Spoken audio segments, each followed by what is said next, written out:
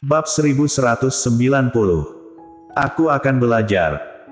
Audrey Han tersenyum dan mengangguk, tak ada salahnya, bagi kami, nama hanyalah nama, marga sama sekali tak penting.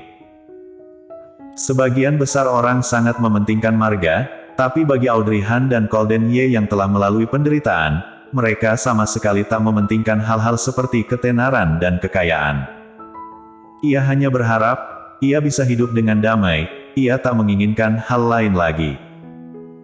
Saat menatap Colden Ye, ia tak melihat ekspresi keberatan di wajah Colden Ye, ia hanya tersenyum menatapnya. Audrey Han kembali berkata, Glenn mengikuti marga kakek, Prinsesa mengikuti marga Ye, bagaimana menurutmu? Colden Ye merasa terharu mendengarnya, Audrey Han mengalah dan menyerahkan segala miliknya. Melihat betapa kesakitannya ia saat melahirkan, Colden Ye hendak berkata, tapi Audrey Han memotongnya. Bukankah di keluarga Han masih ada kakakku? Ia juga telah berpacaran dengan Gita, tak perlu khawatir keluarga Han takkan punya penerus. Benar juga. Colden Ye merasa lega saat mendengarnya dan tersenyum. Juga, aku merasa nama Princess Ye lebih bagus, sangat menggemaskan. Baiklah, terserah kau. Meski mereka telah sepakat, mereka tetap menanyakan pendapat Glenn, bagaimana menurutmu, Glenn? Apakah kau bersedia menggunakan marga kakek buyut? Glenn menatap kedua orang tuanya dan mengangguk. Karena Mommy tak mempermasalahkan, ia juga takkan mempermasalahkan, toh hanya menulis satu kata lebih panjang.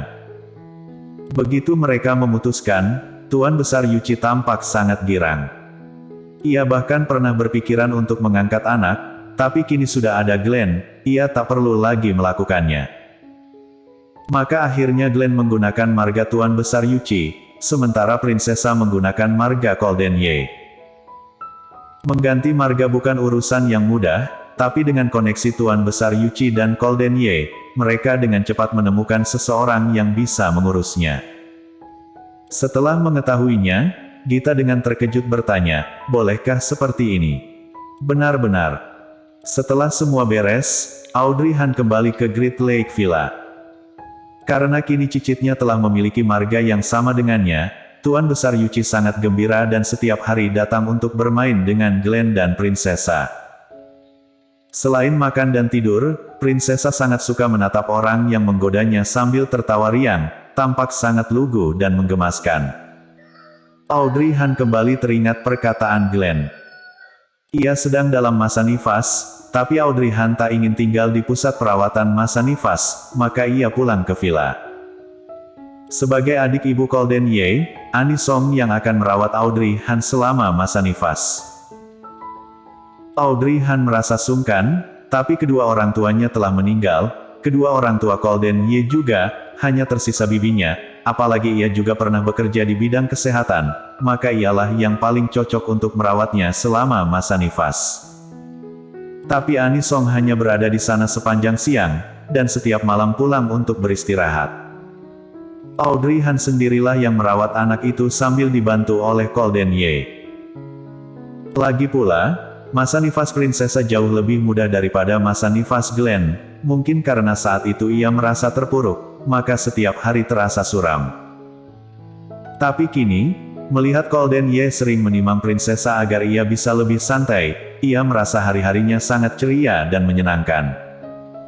Suatu malam, saat Audrey Han sedang tidur, Prinsesa tiba-tiba menangis. Ia segera terbangun dengan kaget, tapi Colden Ye di sebelahnya telah bangun dan dengan cepat menggendong Prinsesa dan menenangkannya.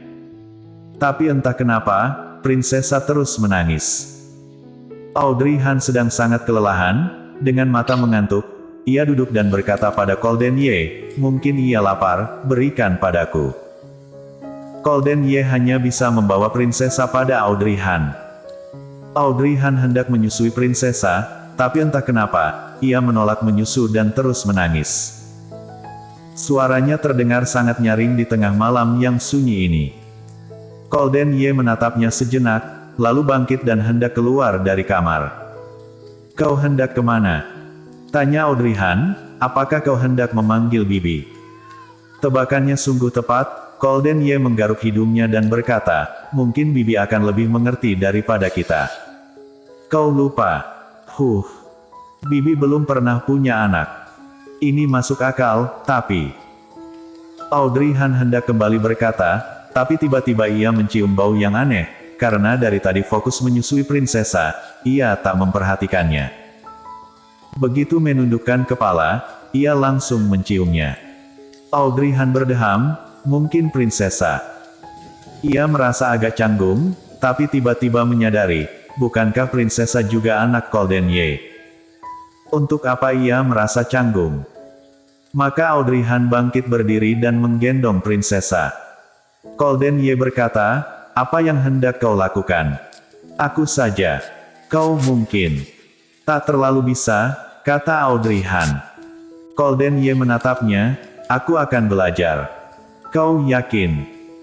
Audrey Han menatapnya dengan curiga, sebenarnya ia merasa Golden Ye pasti bisa, dan sepertinya ia tak keberatan melakukannya. Maka Audrey Han menyerahkan prinsesa pada Golden Ye. Golden Ye menerimanya. Gendonglah, kini seharusnya kau sudah mencium baunya. Sebenarnya tadi Golden Ye telah menciumnya, tapi tak mempedulikannya. Ia hanya mengira ini bau ruangan ini, dan berencana menyuruh pelayan membersihkannya besok. Kini setelah Audrey Han menyinggungnya, Golden Ye tertegun sejenak, dan segera memahaminya. Maksudmu? Tanyanya dengan ragu. Audrey Han tersenyum dan mengangguk, kau bilang kau akan belajar, maka kuserahkan padamu, semangat. Lalu, Audrey Han kembali berbaring di ranjang, membiarkan Golden Ye berdiri seorang diri. Ia menggendong prinsesa, aroma itu mengelilingi tubuhnya, ia berdiri tak bergeming. Melihat ekspresi Golden Ye, Audrey Han tak dapat menahan tawa.